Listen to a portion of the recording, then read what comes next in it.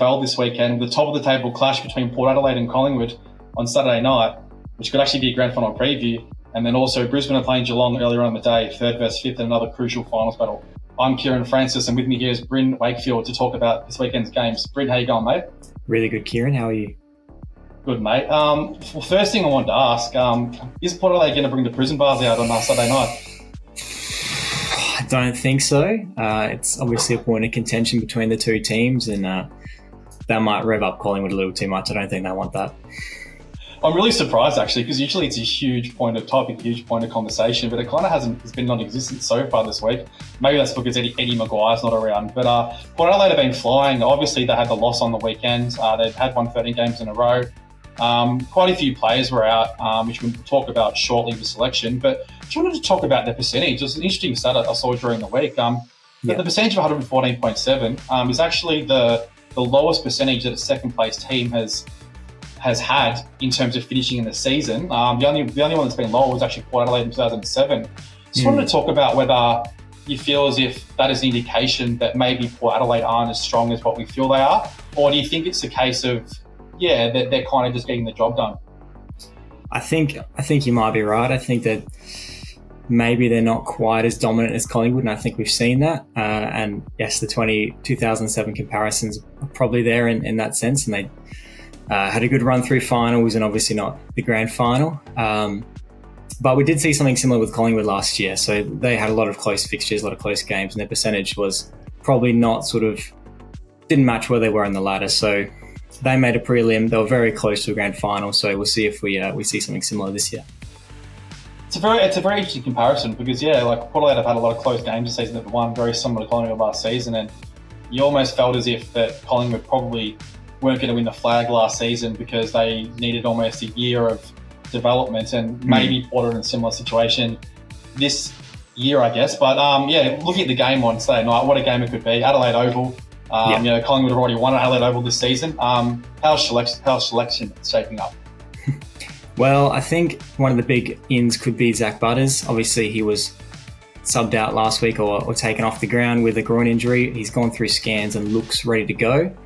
Another big in could be Charlie Dixon. I think structurally that hurt Port Adelaide badly last week, not having their tool timber.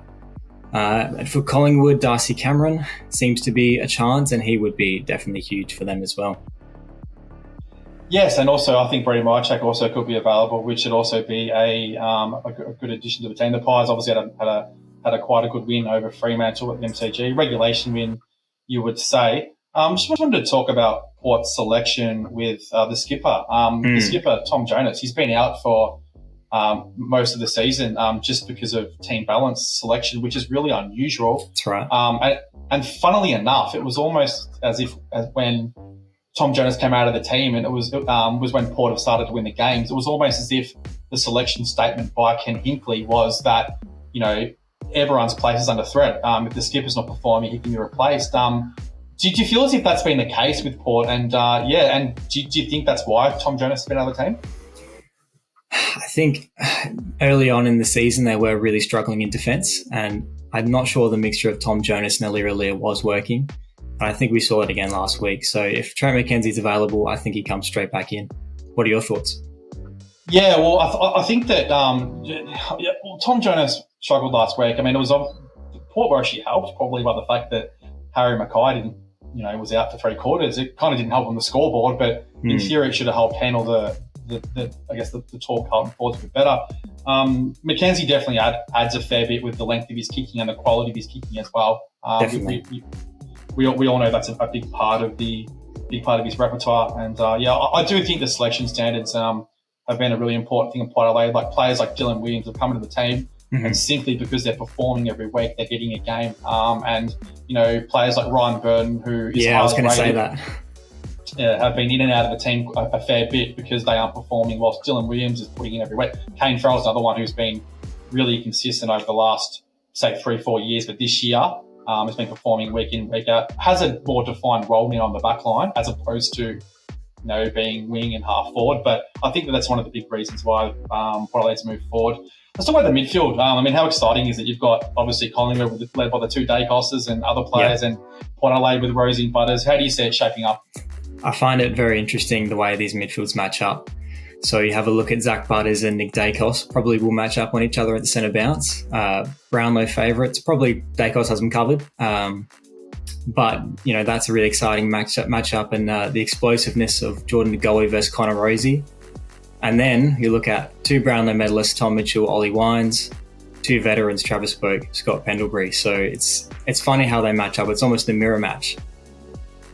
It's pretty funny how you had the way you just put that, because we talk about the Dacoses and we talk about, you know, Rozee and Butters, but you're right. There's 2 Brownlow medal winners actually playing as well that we aren't even considering. 100%.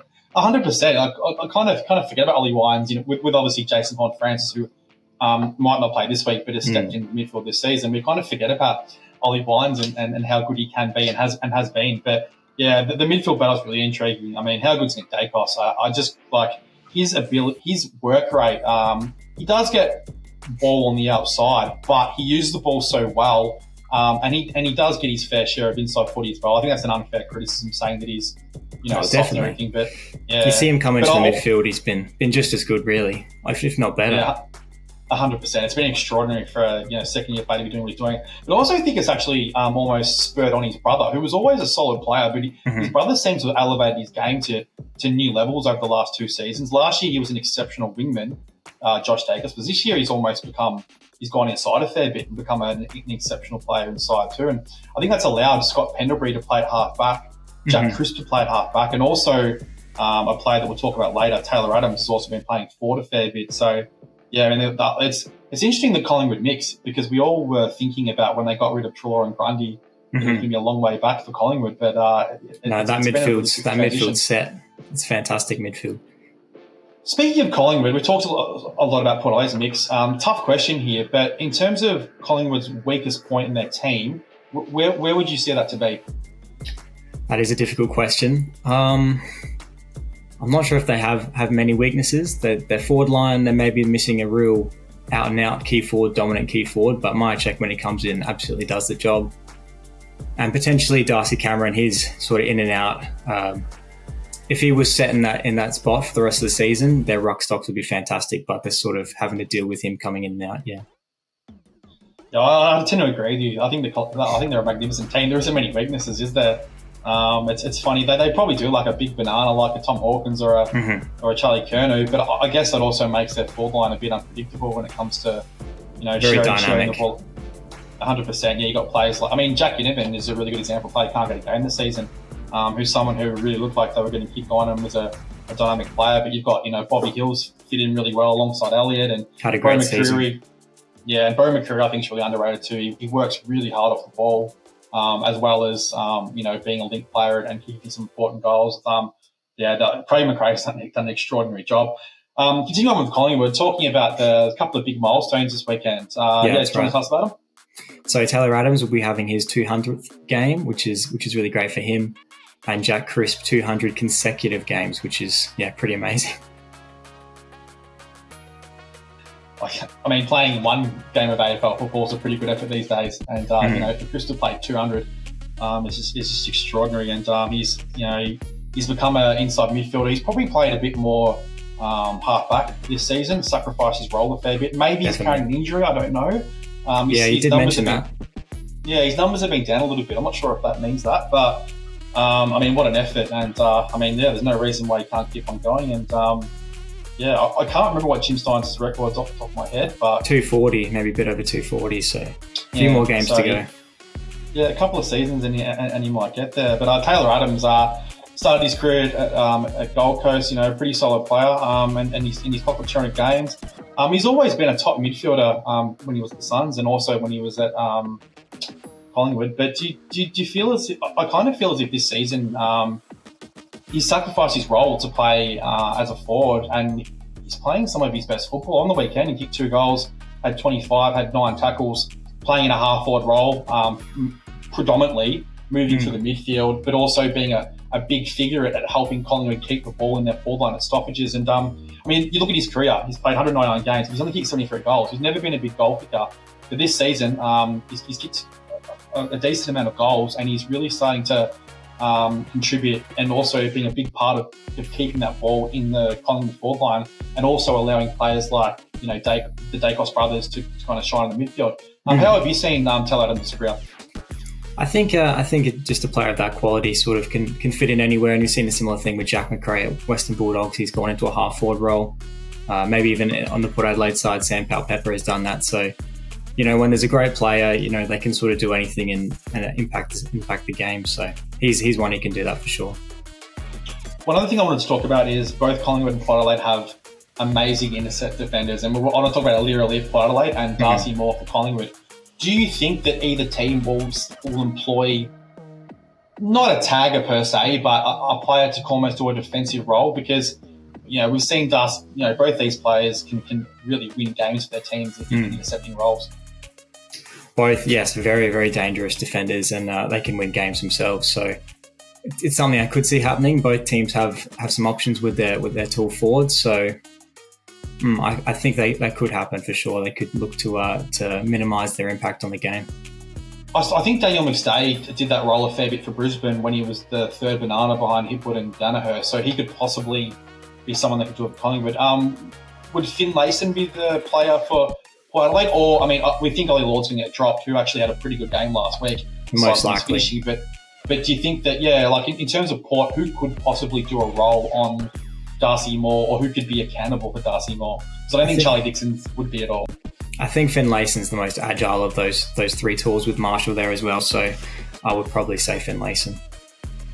Fair enough. And just one random stat I want to bring up. Collingwood's last performance at the Adelaide Oval was obviously a game that they won. Mm-hmm. And they actually had the most clangers in a game recorded of all time in that game, and they won it. So, I thought that was a really interesting stat, because that's crazy. You wouldn't have thought it'd be Collingwood. You wouldn't have thought it'd be in a win as well. And it was this season. And, so it'd be interesting to see the Pies back at Adelaide Oval again. And clearly Adelaide, put them on a lot of pressure that day and forced them, to make a lot of turnovers. So that's obviously Port's game plan. What's your prediction for the game? I think I'm going to have to go with Collingwood. I think they've been the better side this season in general, and Port's form in the last 3 weeks has probably dropped off a little bit, but Adelaide Oval is probably the balancing factor, so we'll see. Should be a great game. Yeah, it's a tough one to pick, isn't it? I kind of want to go on the other side just to be different to you, but I feel as if I think, Port, it's going to depend. This has been recorded before selection, so, that could have an impact on which players come back in for Port Adelaide and Collingwood. Port's performance was a bit lackluster. Adelaide Oval will help.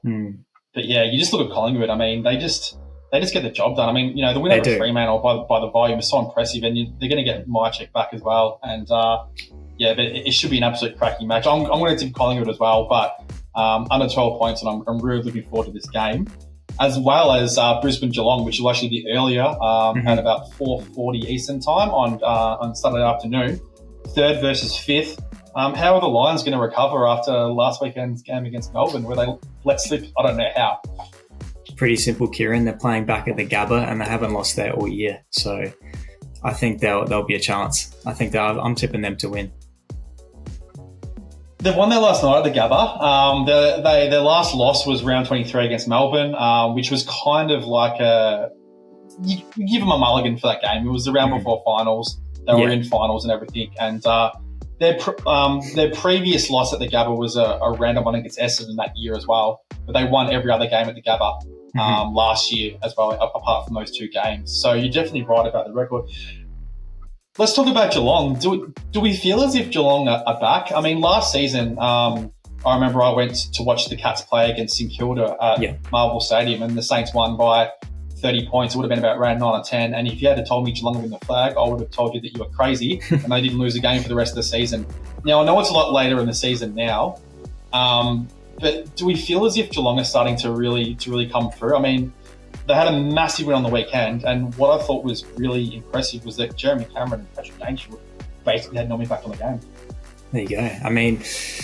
They're not actually far off the top 4 spot, and I think if they're in the top 4, they're every chance. They're very dangerous and maybe the best form they've been in all year right now. So they're always a chance. Last year's premiers, so we'll see what happens.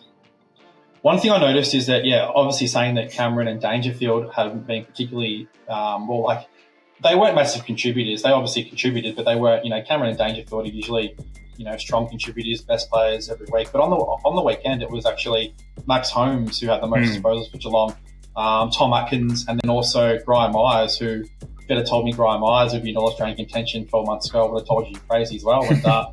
And, I think he's almost pretty close to squeezing on the half-forward flank or a bench spot at the moment. I think so, yeah. It seems as if that, Geelong have, bided their time to get all their pieces up and working. Tom Hawkins, after 3-4 rounds, was being talked about as, possibly needing to retire, needing a spell back in the VFL. He didn't do a pre-season. I think he's sitting third in the Common Medal now. Yep, I believe so. Extraordinary longevity with him. And, it just seems to me, I think it's a bit of a danger game for Brisbane. I'm like you. I don't think I'd back Geelong, but I think that's going to be a massive game. And if Geelong could happen to get over the line against Brisbane, it could really spell danger for the Lions. Where do you think the Lions' issues are? They've obviously been a really consistent team over 3-4 seasons. They've fallen down in finals. I thought it was interesting that Chris Fagan rested Jack Gunston and Daniel Rich, saying that they needed to do mini pre-seasons. Gunston is back, Rich wasn't yet. Where do you think they're at? And I guess in terms of their success this year and what they can attain. Well, we'll see Josh Dunkley come back in this week. He's almost been their most important player this year, probably their best midfielder. So, aside from Lachie Neale, which is a great midfield duo. It's just their away form that you have to worry about. That's about all. If they finished second or first, you'd back them to make the grand final, but it might not be the case. You are right. They obviously have struggled at the MCG, and that narrative is not going to go away after the 1 point loss on the weekend. Before we wrap up, do you think that Daniel Rich would have helped in the last 5 minutes of the game against Melbourne with his with his ball use and his to get talked down the middle?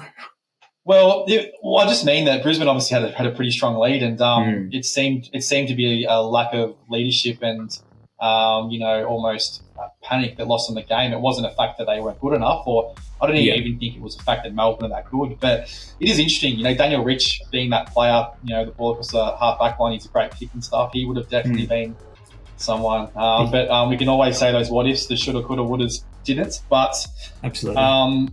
For that game, I'll be tipping Brisbane, and you will be as well? Yes. At the Gabba. Sounds good. Well, it's a massive weekend of AFL. I'm looking forward to it. There's another great game on Friday night with Essendon and the Bulldogs. It has pretty strong implications for the finals. And, get all your latest news at Sporting News on the AFL. I'm Kieran Francis, and this is Bryn Wakefield, and we'll be back with more AFL content during the season.